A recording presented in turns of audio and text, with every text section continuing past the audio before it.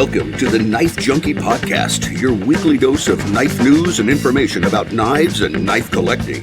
Here's your host, Bob the Knife Junkie DeMarco. Welcome to the Knife Junkie podcast. I'm Bob DeMarco. On this edition of the show, I'm speaking with custom knife maker Bobbie Rains II. I learned of Bobbie and his work through Rolando Escotada, who's been recently showing off his Rainmaker Bowie, a purebred fighter and Bobbie's current flagship model. The Rainmaker is a striking combination of long, slender Bowie blade, dog bone handle, and a dramatic S-curve. But from what Rolando says, it's the way the knife moves which makes it an exceptional Bowie. Though Bobbie's work seems to draw heavily on a variety of traditional American knife patterns, it's his Bowie knives that really seem to be at the center of his focus, and certainly mine. We'll meet Bobbie and find out what drives him to make such beautiful knives. But first, be sure to like, comment, subscribe, hit the notification bell, and download the show to your favorite podcast app. That way, you can listen on the go. And if you want to help support the show, quickest way to do that is to help us on Patreon.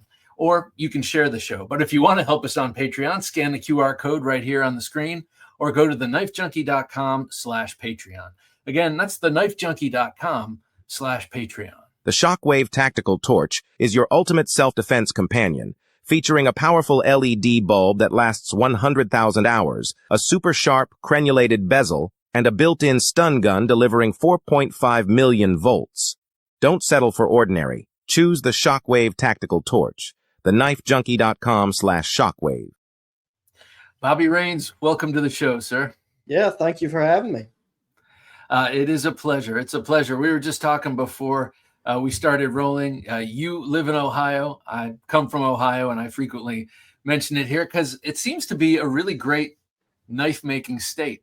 Yeah, the heart of it all, I reckon. Indeed. Oh, you must work for the Chamber of Commerce. Not quite.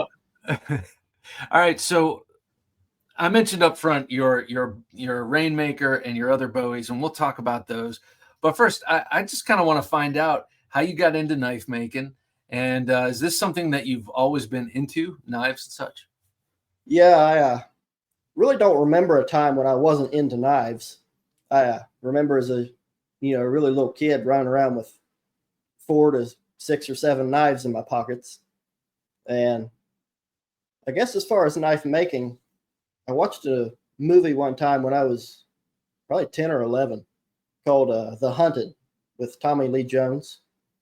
I don't know if you've seen that or not. Oh, yeah. But remember that scene where they're making their knives and all that? And I thought, man, I got to make a knife now. So I'd grab little bits of, steel, whatever, and I'd hammer on it, no forge, no nothing. But I made my first knife-like object when I was probably 12. Oh, wow. And I made several of those. They weren't very good for a long time. But yeah, I've been pretty serious about it for probably the last 5 or 6 years, and even more so over the last year and a half. Well, so how did you go from making the knife-like objects to making legitimate? I mean, they're beautiful, and we'll talk about your process and stuff. But how did you make the transition from kind of dabbling and maybe not knowing exactly what you're doing to getting more serious about the craft? Just I've always just been making things, and trying to make the next one a little better, I guess. And just making one, then making another, and just improving along the way. So then what's your process? How are you making these? I do all my blades are forged. I don't do any stock removal anymore. That's how I started out, but all my pieces are hand forged now from, bar stock. And I just, anymore, I try to make them as specific to the customer as possible. I try and fit it to the, as I'm heavily inspired by Bill Bagwell, and I try to fit it to their stature and their style as well as I can, So what is it about Bill Bagwell that inspires you? It just comes to fighting buoys. He was just the king, you know. He really worked out what it took to make a good fighting buoy knife. And I don't think anyone's quite done it like he's done it. Well, I was on your Instagram page and I was just poking around, and you mentioned Bill Bagwell, and I saw you made an homage, beautiful homage knife with the sort of devil horn guard, and you mentioned James Keading. Yes. So James Keading, who is he, and what did he mean to you? Of course, he's got to be up in his 80s now. I think he's been a martial artist for, I think he said over 60 years. And he really, probably between him and Bill Bagwell, are probably, those two gentlemen are to thank for even having a buoy combative system currently here in America. They really put a lot of work into rediscovering a lot of things, and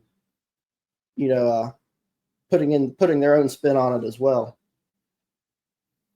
Yeah, one thing I think James Keading, I think he's cool. I've seen some of the videos that he's made, and he's a gnarly looking dude. He seems like a really super nice guy. Yeah. You know, the kind of guy, exactly the kind of guy you don't want to get in a knife fight with. A nice guy that would mess you up in a hurry. Yeah. And he always wears these big giant leather cuffs to protect his forearms and wrists. Like he's ready for action. I love that. Yes. I keep seeing you glance down at your table. Show us an example of some of your work here. And maybe since we're talking about Bowies, you could show us one of those. Yeah. Well, this is pretty hot off of the press right here. This is I don't know if you can see it. Yeah. There we go. This is kind of an homage to Bill Bagwell, if you will. My take on his Hell's Bell fighting buoy. Oh yeah, this is in cable Damascus. I don't know how much of the pattern you can see. Put it a little closer to the camera. We can see a little bit, but let's see that. Oh yeah, that is beautiful. Yes, and as I said, this is cable Damascus. I'm looking at that Spanish notch, and it's situated perfectly, so you get that prying action. Yes. Yes, wow. Rolando's got a knife with a very similar guard. Yeah, that's really cool. So the guard on this one, and I've seen this, I don't know if it's just on the Hell's Bells. I know he's got a number of knives like the Fortress and others that are very similar. But yes. the guard on this particular knife, and I've seen this on Bill Bagwell's, the front quillion is higher up, and it has a different kind of shape to the guard. Yeah, it's a little more aggressive. You have a knife fall in here, and you can really either, if it doesn't fall into the notch, it falls down into the guard here, and you can really lock it up and twist it out of their hand. So wow. I'm told. I've not been in many knife fights, But. Yeah. So have you experienced a Bagwell in person? Not yet, unfortunately. No. I'm planning on being at a blade show this year. It'll be my first time there, so I'm hoping I'll be able to feel one down there maybe. Oh, that's funny, because last year at Blade Show, I got to pick up a Bagwell custom, and I walked up to the people who were selling it, and I said, I'm not buying this. There's no way I can afford this, but can I just please pick it up? And they're like, sure, go ahead. Yeah. And oh man, yeah, it's something. Yeah. They didn't like how I was swinging it around. No, I'm just kidding. So tell me why this, because there are so many different Bowie shapes. You've got the Western style Bowie with the big belly and the wide and a very curved sweeping swedge. You've got the Musso Bowie that's got a long, broad blade that curves. What is it in particular about this that you like? Well, if you look at historical Bowie knives, there a lot more of them were. You didn't have the super. I mean, unless you get up into the Civil War era, a lot of them were a little bit narrower blade, a little bit finer point, much more of the dueling ideology, you know. And as I said, you know, this is kind of how Bill Bagwell did it, and he really knew his stuff. This is and just when you handle them, they just move, man. Like, especially this when they're in the snap cut, it just hits like a ton of bricks. And yeah, I don't just the aesthetic of it. I just think it's very beautiful. Yeah, I do too. And your example there with the stag handle, before you put it down, I want to see that stag handle. Oh, it's yeah. particularly beautiful and lends itself to that kind of snap cut just with the shape of it. Yes, I'm trying to get the light here. Oh, that is a perfect piece of stag for that purpose, the way it curves. And it also has that upward portion in the back, so it can rebound off your palm. Yeah, it really it's just like a trigger almost down here on the pinky. When you snap cut, it really shoots out there. And also the back cut, when you back cut, it really helps with the return. You can really get back onto the point faster. So, no, I'm sorry. Go ahead. And you'll notice with the stag handle, it doesn't have the indexing pins like on the wooden handles. Mm-hmm. With the kind of natural ridges and depressions and everything, and just the curvature of the handle, with the stag, you know where you're at when you grab it. Do you have a knife there with the indexing pins that you could? Yeah, I've got an older. This is an older kind of beater buoy that I made. It's got the coffin handle, and you can see these pins, and they're for indexing, and you know where you're at on the handle. Yeah, I see that. Oh, that's beautiful. What kind of wood is that? This is Osage. Oh, okay. Hedge apple is commonly called. What do they call it? Hedge apple. Hedge apple. Mm-hmm. I have an Osage orange club. A friend of mine gave me, and I love that thing. Your swedge. I'm sorry, I keep interrupting you. Mm-hmm. You were going to say about the Osage orange something? No, just I can say it's one of the hardest woods in North America. Wow. And this is actually what Rolando's knife handle is made out of, but I dyed his, so it's a different color. Okay. So you tend to sharpen your swedges, right, or your fall sides? Yes, okay. That's where a lot of the action is on the Bowie knife, in the back cut, and it just gives it such a fine point. So, okay, it seems like you have some experience using them. Of course, not in a duel, but I've seen some of the videos you have. Tell me a little bit about how you train with these and how that helps you design, helps you make the knives. Yeah, just as I said, when I first got into Bowie knives, you don't go very far down that path without coming to the names, Bill Bagwell and James Keading. Mm-hmm. And I bought James Keating's 6-part video series on American blade concepts, which deals primarily with the Bowie knife. And that's where a lot of the Bowie combative systems comes from his work.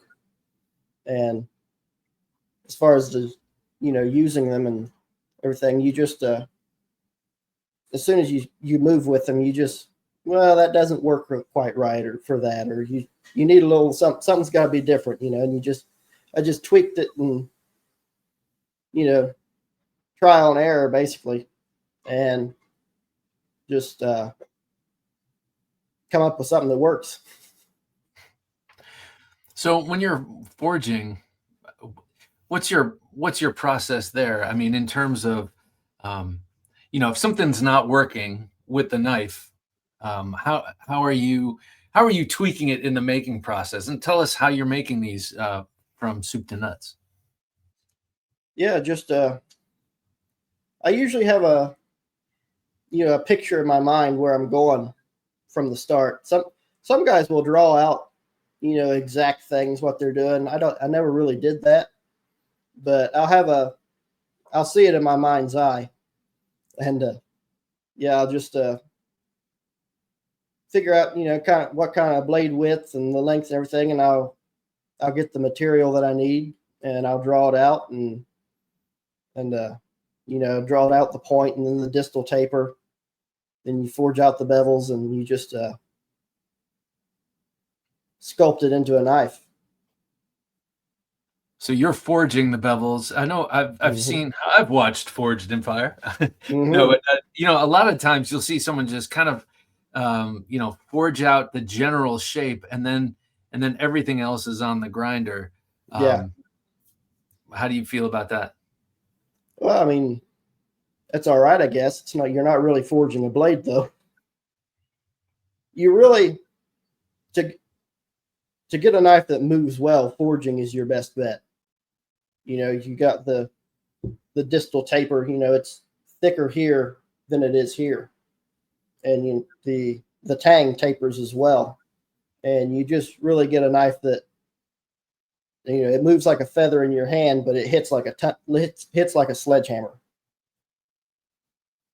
And I don't think you can quite do that with stock removal knives.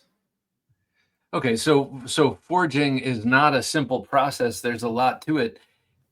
How did you learn? YouTube mostly. I watched a lot of Jason Knight's stuff. He has a lot of very helpful stuff, instructional videos, and I watched a lot of guys on YouTube and just over the years, and I bought a couple of Jason Knight's online courses as well, and like I said, just did it. Yeah, it's funny how many people who are making really fine knives have told me that. Yeah. It's the old YouTube University thing. It's Absolutely. amazing. It is. I mean, we really benefit this day and age. Now, I'm an old fart. I'm probably more than twice your age, just judging by the hunted comment. You saw that when you were 10 or 11. I was like, oh, okay. But I tend to bemoan the internet a lot. Oh my gosh. And it's because it's guilt. I spend a lot of time, like everybody else, engaging with content on my phone. Yes. Much of that is knife stuff, but it's amazing. If you do it right, you can actually get something, invaluable out of it, because where you live in Ohio, you might not have someone to learn from for miles and miles around. Mm-hmm. Yeah, there are a lot of downsides certainly to the internet and social media, but there are a lot of good things about it too. I agree. My daughter and I were looking at your old Instagram, your Robert the Terrible Instagram. Yeah. And she was liking all your memes. She's a Facebook girl, and she's like, yes, who is this guy? But that's another great way, find like-minded people. Oh yeah. People you great friends with people you would have never met otherwise. Yeah. So some of the videos and some of the pictures on your Instagram kind of show a little bit of where you are. Give us an idea of, because, and I'll just say this, you have some really cool powerlifting videos, and you're powerlifting, not, plates taken out of a gym, but it looks like transmissions or, I don't know, flywheels or what have you. Tractor weights and brake drums. And just, I started working out. It was in late 2019, I think. And of course, here again, in rural Ohio, I'd have to go to an actual gym. You're looking at, 20, 30 minutes one way just to get there. And I thought, well, I can have my workout done by then. But of course, then 2020 came around and all the gyms were closed. Yeah. So by the time those all opened up again, I was already in my groove with my stuff out here. And, it's, I feel like I'm in Rocky IV training to fight the big Russian guy, Yeah. Yeah, it's cool. Seeing you bench press, I don't know, it looks like an axle or something. Yes. I think that's pretty cool. And it gave me a sort of notion of what your shop is like. Maybe. I don't know. What's your shop like? Well, it's very small and very messy. But yeah, just got my forge set up in the middle and got my bench grinder that my dad and I made, and got my hydraulic forge press that my dad and I made. Oh, cool. And just getting it done. So does this run in the family, this making this ability to make stuff? I mean, sounds Yes. like My he'll tell you he's not as artistic as I am, but he's a very good fabricator. He makes implements for the tractor and all kinds of things, and he's a welder and he does good work too. Cool. All right, so let's see some of these knives you got in front of you, and tell us about them. I've seen this is one of my favorites. This is a Bowie knife I made when my papa died. I got several of his old tools, and this blade was actually an old broken shingle bar, and the large wooden spacer was from his old busted sledgehammer handle. Oh my God. I tell people this is my knife from Papa, son assembly required. That's beautiful. I mean, not only to look at, but the meaning of it is so yes. Cool. And this knife really feels good as well. There's some things I would do different if I made it again, but I really like this knife. I need to rework the sheath. It kind of scuffs up the blade, and that offends me. Well, you can always polish that out. You have the means. We have the technology. Yeah. Does that have a sharpened swedge as well? Yes, it's I would call it zero ground. Okay. It's not razor sharp. Now this one, the one I showed you, this is razor sharp on the swedge. In fact, I don't know if I can get this here. Yes. Oh yeah. You see that? Yeah, this swedge is razor sharp. But it's hard to get them that sharp with any consistency, but they really don't need to be for the back cut actions. You can have one that really doesn't feel all that sharp, but it'll just rip and tear like nobody's business. Yeah, I did a video a few years back where I was showing that off just on cardboard boxes, showing that. Oh, okay, cool. Mm-hmm. And a lot of the blades are that I'm showing it with are not even zero ground. Like my cold steels are all zero ground. I love those. Mm-hmm. But they have flat swedges, and it still does the trick. As a matter of fact, I've done it recently with a totally flat backed Tonto. But you can do. The back cut is amazing. Yeah. Well, you're striking with the leading point.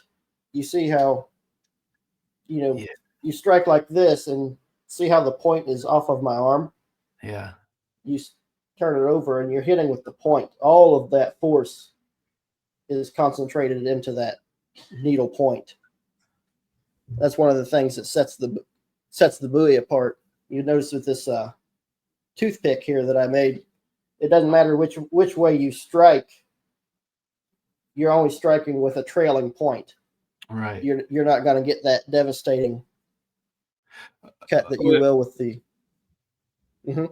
Oh, I don't want you to put that down. That is beautiful. This is an Arkansas toothpick. But hang on, before we talk about this, something I was going to say before is that it always seemed like it must be difficult to get a razor's edge on a swedge because it's such a shallow surface. It's such a obtuse angle. Yeah. But and with this, it's got a little bit more meat behind the tip than, I don't know if you can see here, but you can see how much thicker this is behind the tip. Yeah. And that helps with getting that razor edge on that. And it goes from flat ground to convex grind behind the tip. It really enforces the tip for back cutting actions and that kind of thing. Oh, that's interesting. Yeah, because the convex grind is so much more robust, I guess. Yes. There's a lot more material backing up the edge. Okay, so let's see this toothpick. Now, this is another classic American knife. It's a dagger, basically, but... Yeah, there's the Bowie toothpick, the classic combo. I made this several years ago out of it's out of a farrier's rasp. I don't know if you can see. Yeah. Yeah.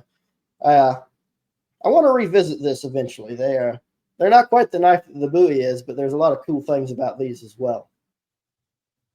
You can see got stacked leather and some antler and more stacked leather. Then this is complete through tang and pinned at the back. Nice. So this is a big part of your style, this multi material handles. Yeah. Yeah. Especially when you're working with natural materials like antler, it's hard to find one that's just right for everything. So when you combine materials, you can get the shape you're after a lot easier, and you have a lot more leeway with what you do. Do you mean like it's hard to find a piece of stag that's a perfect handle from front to back? Yes. Yes. Okay. Mm-hmm. Yeah, that though the Bagwell style that you were showing, it looks like it's perfect soup to nuts. Yes, I was very selective in this antler. Really turned out well. Yeah. I'm sorry, I interrupted you yet again. You were about to say something else about the toothpick. I don't know. Well, so you make all your own sheaths? You do leather work and such? Yes. For the big knives, I do these. Well, you saw it on Orlando's knife. These sash style sheaths with the belt stud, and they just it's the only way to carry a big knife. They just fit inside of the belt or inside of the waistband. That's how men carried knives when you weren't fully dressed without your Bowie knife. Yeah, and you don't want it necessarily dangling by your side. Yeah. No. Hitting your knee when you're running and all kinds of things. Yeah. It's less secure. It also looks less cool, and we know that that's a factor. But actually, it's harder to draw too when it's down there. I find sash. I like that you call it a sash sheath. I never knew what to call that, but with the stud, I always call it an under the belt sheath. But I like that sash style. If it's on the right side and you're right-handed, you can draw it reverse grip, which is probably rarely used with a Bowie anyway, but you can do that cavalry grip. I carry it that way a lot. I carry it kind of behind my back, and I'll just kind of grab it like this and turn it over. Oh, nice. So does your lifestyle allow you to carry Bowies on a daily basis? Pretty often, actually. Of course, I carry them around home and in the shop, but I ride horses a lot as well, and I carry them when I ride horses. Oh, nice. What do you do with horses? Well, yeah, my dad and I trail ride a lot, and he raises foundation Appaloosas, so we're really big into that. You ever? Well, I'll ask you. I have a question I'm going to ask you in the Patreon section. Probably not not appropriate for this part, but can you show some more knives? Something I'm interested in. I don't know if you have them here. I saw some smaller knives that you were that you made for like a charity auction or something, but you had a number of them. Yes. I'm not. Yeah. What are they? If you give me just a second, I can go grab one. Sure. I forgot to bring it out. I'll be right back. Okay. Mm-hmm. So this is just kind of illustrating that I'm not just a one-track mind here. I'm not just a single-minded person. It's not just about the Bowies. These are some really cool. I guess they're smaller utility, maybe more realistic carry knives or knives you might be using out in the field when a fighting Bowie knife is not appropriate? My apologies. I should have had that out beforehand. Oh, no problem. But this is a Damascus hunting knife that I made. Oh, that's beautiful. That handle is gorgeous too. Yes, and this is what you mentioned with the wood and antler mixed. And this is actually for the trail ride that my dad and I go on. They have an auction that goes towards the ride, and it's the Sheltoe trail ride. And Sheltoe is the Indian name for Daniel Boone, which means big turtle. And the symbol for this ride is a turtle, and I actually have that carved into the handle here. Oh, cool. I don't know if you can see that. Yes. Yes, turtle. I can. It's right at the crown of the antler if you're just listening. Man, is that cool. So I carved it in there with a Dremel tool. But that also looks like it has a sharpened wedge. It's not as sharp as on the Bowie knives, but it's pretty close. Okay. All right. Yeah, I made a lot of these type hunting knives. Of course, there's a really big deer hunting culture here in Ohio, at least in southern Ohio. And that was my main thing for a long time. But I always wanted to break into the fighting Bowie knife realm. And thanks to Rolando, he did his video on that knife, and I've kind of gotten into that now. Oh man. Well, so Damascus was what that blade was made of. I know the one you made for Rolando is Damascus, and you had another one up here. Tell us about how you broke into that, because I presume when you start with monosteel, just with bar stock or something. Yes. But tell me about the process. What do you like about it besides the result? Yes, it's a kind of a rite of passage, I think, for a bladesmith to get into Damascus blades. But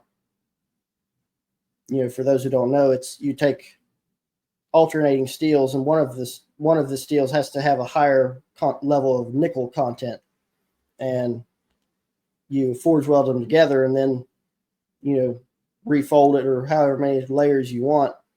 And when you etch it, the steel with the nickel stays bright, and the other high carbon steel turns black and gives you this pattern.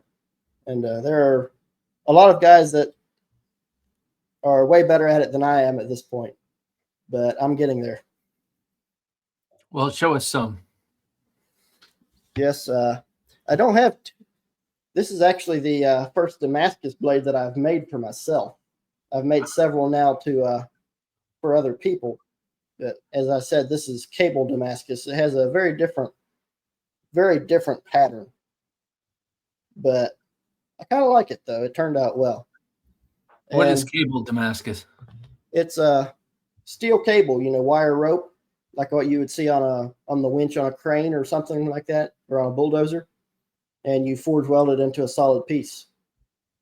Do you twist it, or?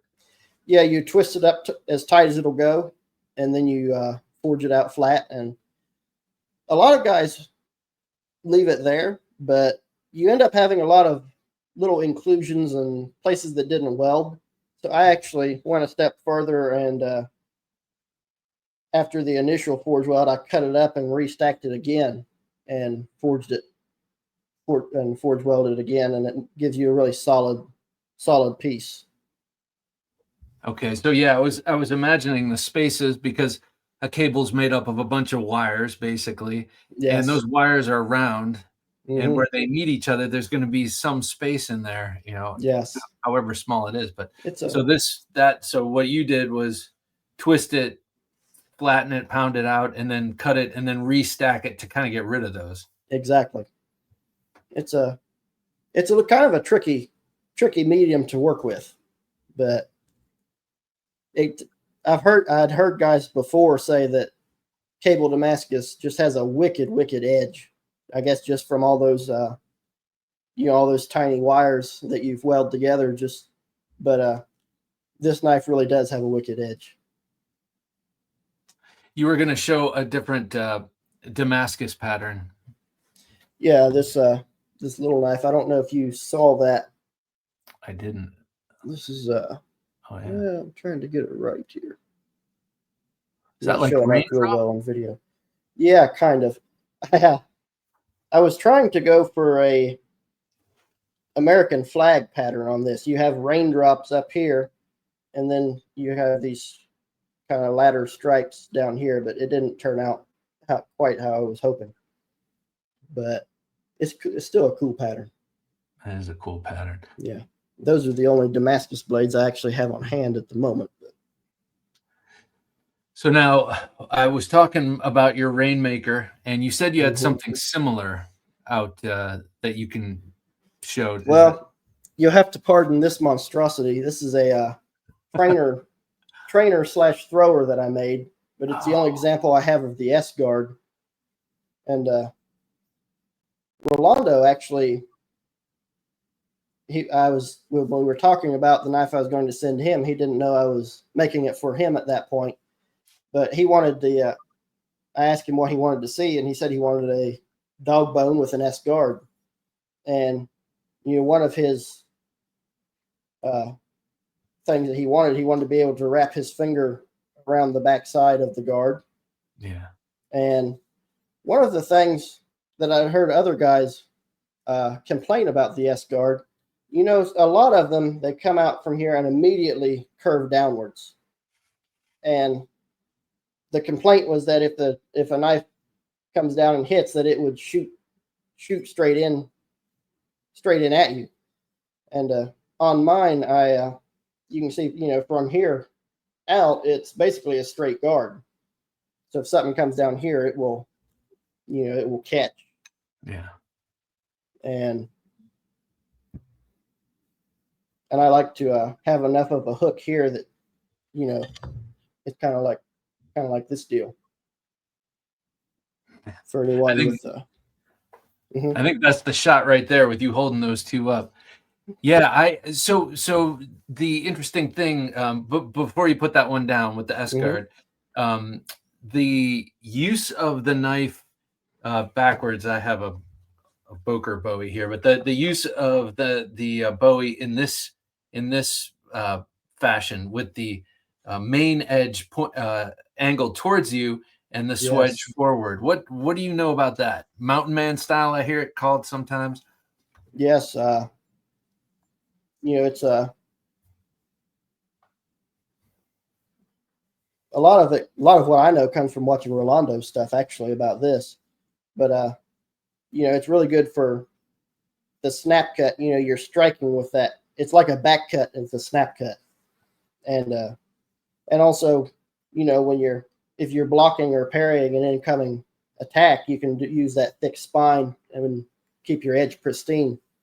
And a lot of guys liked that back in the day. I don't know if you've ever read any Louis L'Amour novels, but the hero always usually got into a knife fight at least once, and he always held his knife edge up. L'Amour must have picked that up somewhere along the way in his travels. Oh, but that's cool. Yeah, it's just another tool in the toolbox with the Bowie knife.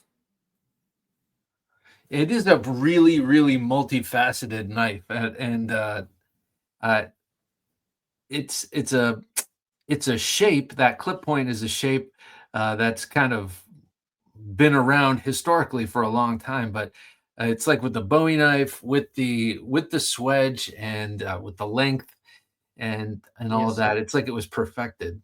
Yes, it really reached a high art in the early to mid 19th century here in America. It's I don't think it has an equal in the fighting knife realm. I think I agree with you on that. I got a lot of fighting knives. That's kind of what I like to collect. Yes. And I don't, get into fights and stuff like that, but I've done some training, and and I love the variety. I love that I have a bunch of really small fighting knives for city streets and that kind of thing, so to speak. Yes. But to me, nothing beats that dueling. The one thing that comes close and is kind of, in my opinion, a subset is the Loveless style subhilt fighter. Yes.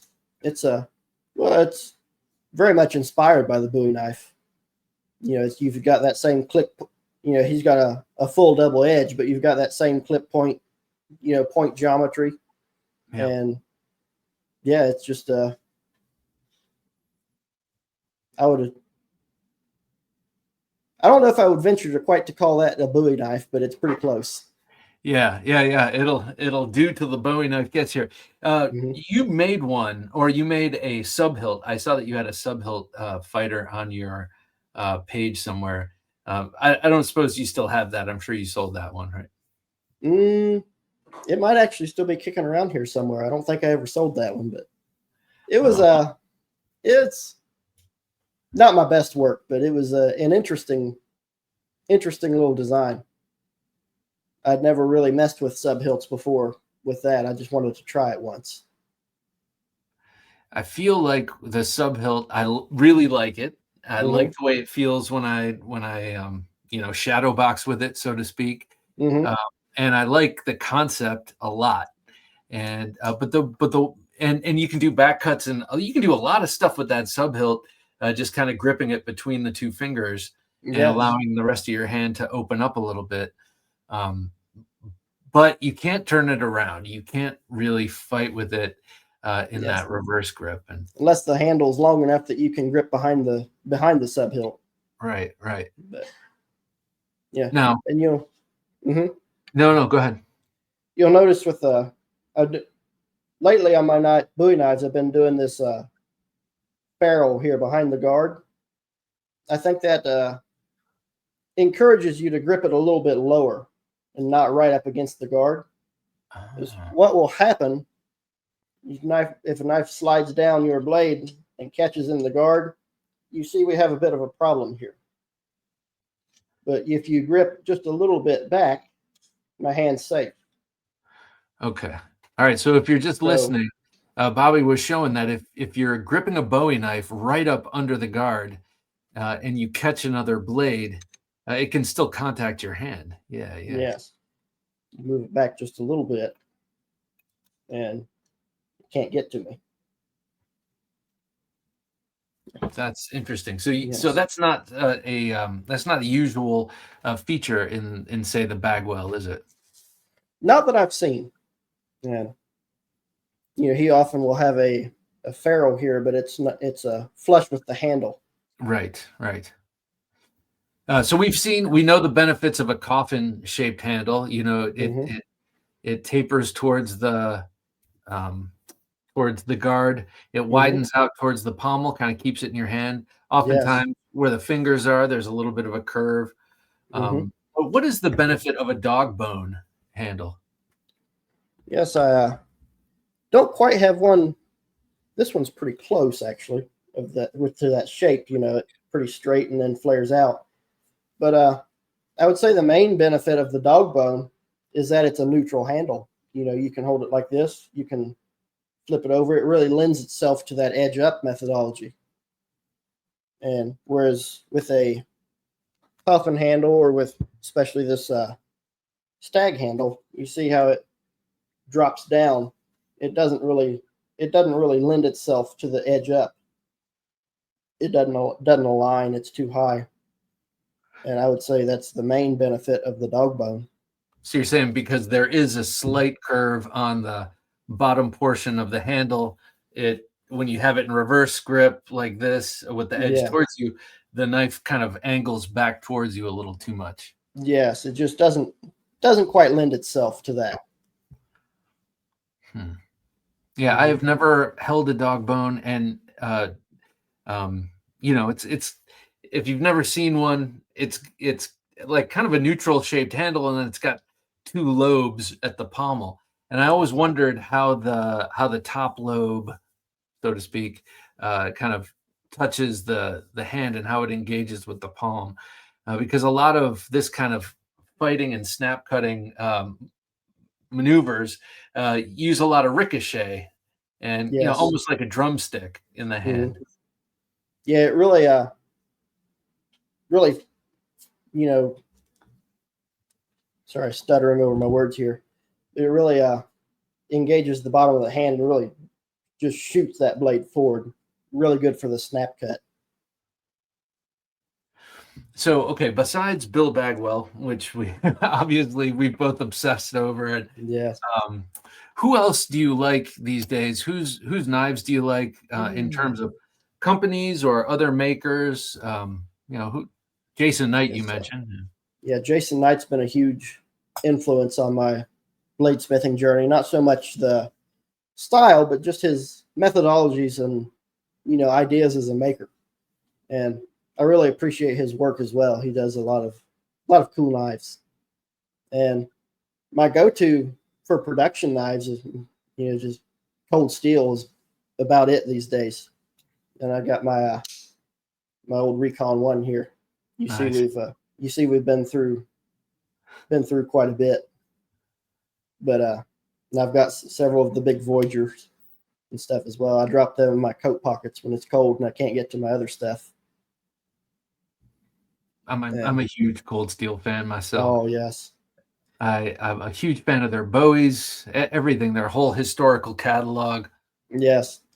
I think Lynn Thompson really has done a lot of good for especially the fighting knife community, Yeah. Of course, back in the early 2000s, what you need a fighting knife for and all this kind of thing. And he really came out with a lot of these knives and made no apologies for it. And a lot of the other knife companies kind of, after they seen there was a market for these things, they kind of followed suit. But he really was the driving force behind it.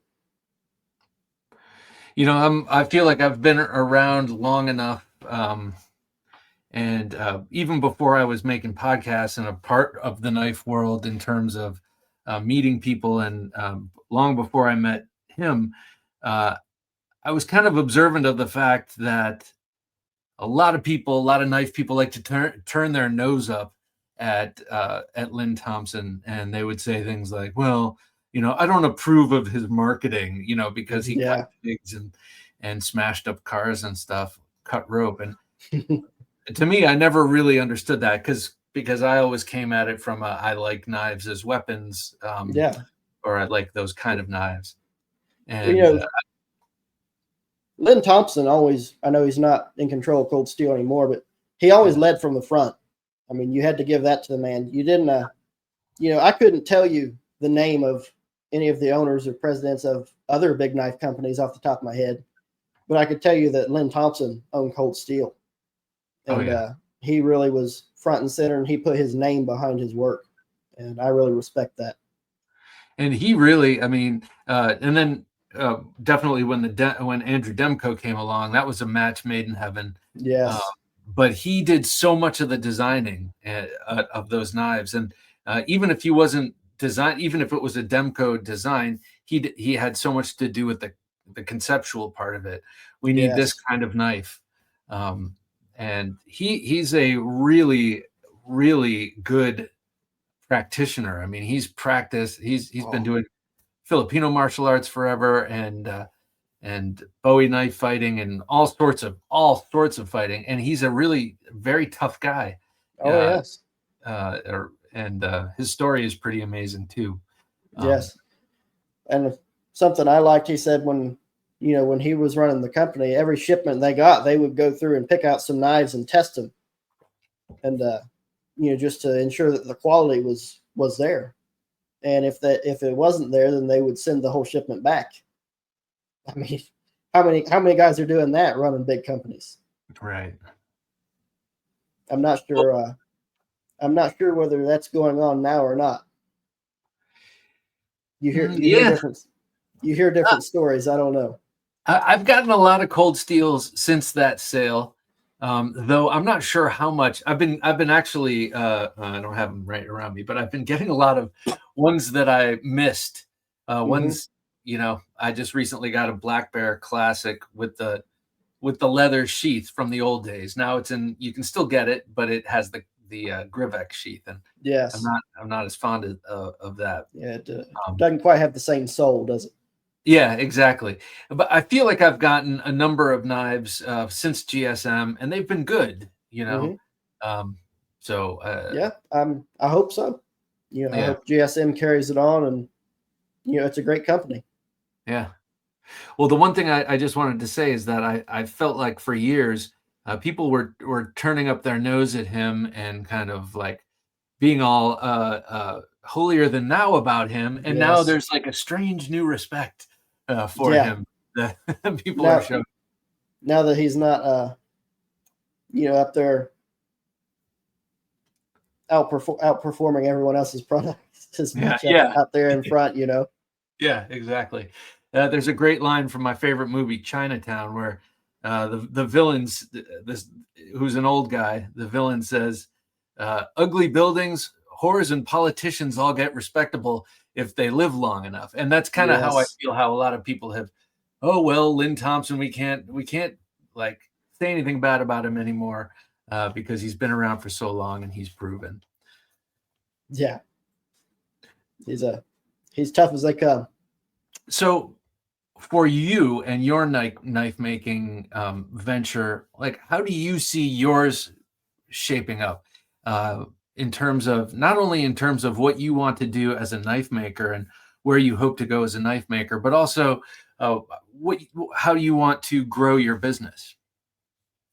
Man, I just as a general thing, of course, one of the things that set Bill Bagwell apart was he was not only a master bladesmith, but he was a master bowie knife practitioner as well.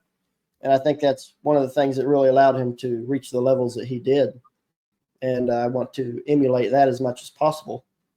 And, I don't know, just take a little bit at a time and grow it as much as I can. I think, sorry. Yeah. What's that? I said, sorry, I'm not the biggest talker, I'm afraid, but oh, dude, no, but so that makes sense to me because I've seen you with your, it's not a bob dummy, but it's a sort of sparring dummy that you have with arms. I love that. Oh yeah. And you're on your way. It looks like you know what you're doing. I'm getting there. I like to think. I appreciate that. Well, I've heard that Bill Bagwell was a big dude and probably not the kind of guy you'd want to get in a knife fight with in the first place. Probably not. And so that's pretty cool that did he learn from James Keading? I don't know how that worked exactly. They were good friends, I know. And then I don't know if they, one learned from the other, or if they just kind of got together and learned from each other. But yeah, I don't know how that worked out in the beginning. All right. So now, question I like to ask knife makers like yourself is, do you have any sort of aspirational blades? Anything that you aspire to make that maybe you're not up to the task yet, but oh man, I want to make a katana, or I want to make a crusader sword, or any something that is in your mind that you would like to try and make but haven't quite gotten there yet? No, I've got a few things in my mind that I think, I'll have to make that someday. But something I've been thinking about lately, I want to make I guess you would call it a small sword with a triangular blade. And, it's like a 18th, early 19th century dueling piece. And triangular blades are kind of a head scratcher to make, other than just forging it out square and grinding it out, which I don't really want to do it that way. But with the kind of clamshell guard and the finger rings and all that, I think that's probably it right now. That might change. That might change, but yeah, the kind of stuff that George Washington dueled with, or or in his area. That sounds really cool. How would you go about making a blade like that? Would you have to create some sort of a I don't know what you would call it. It's not a jig, but Like some sort of thing that you would pound it into, or yes, like a swedge block, it's called, with that's got the triangular. But then those blades taper, so that adds an element of difficulty as well.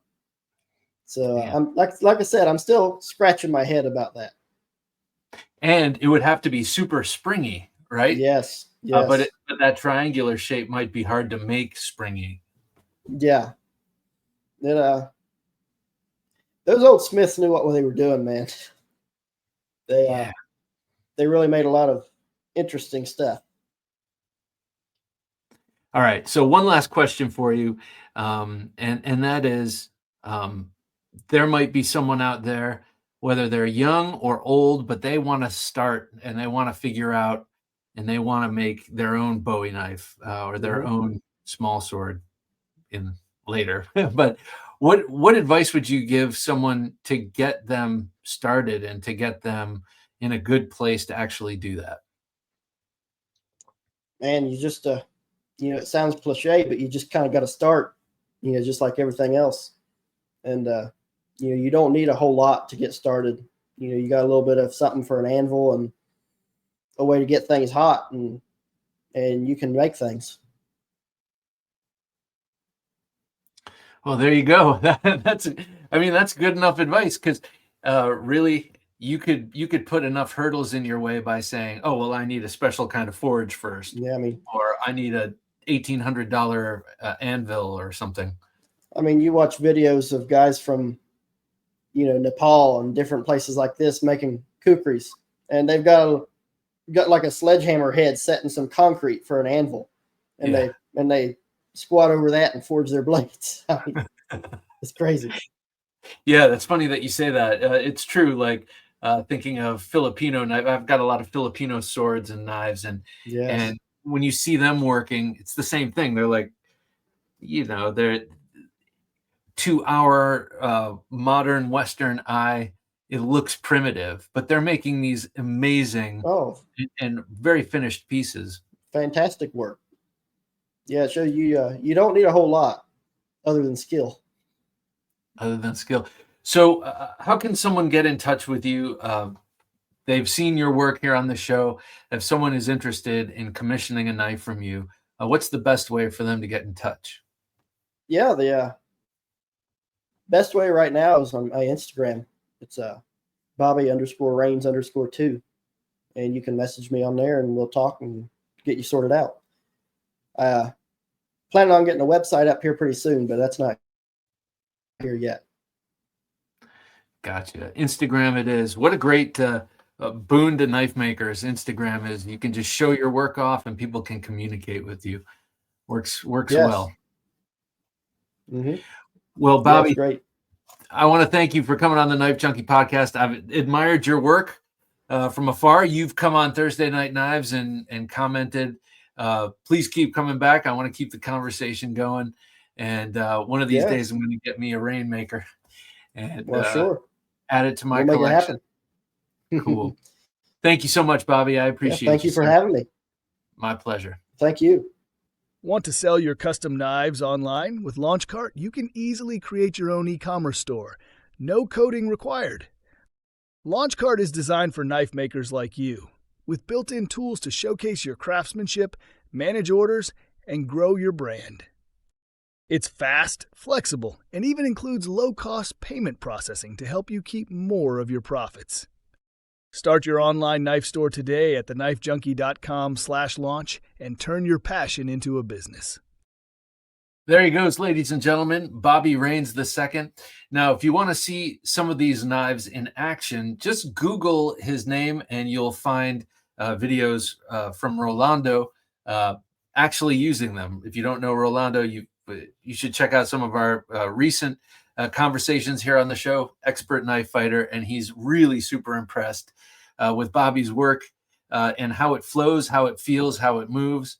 And you can get some beautiful close-up video of those knives there as well. All right, for Jim working his magic behind the switcher, I'm Bob DeMarco saying until next time, Don't take dull for an answer. Thanks for listening to the Knife Junkie podcast. If you enjoyed the show, please rate and review at reviewthepodcast.com. For show notes for today's episode, additional resources, and to listen to past episodes, visit our website, TheKnifeJunkie.com. You can also watch our latest videos on YouTube at TheKnifeJunkie.com/YouTube. Check out some great knife photos on TheKnifeJunkie.com/Instagram, and join our Facebook group at TheKnifeJunkie.com/Facebook. And if you have a question or comment, email them to bob@TheKnifeJunkie.com or call our 24/7 listener line at 724-466-4487, and you may hear your comment or question answered on an upcoming episode of the Knife Junkie podcast.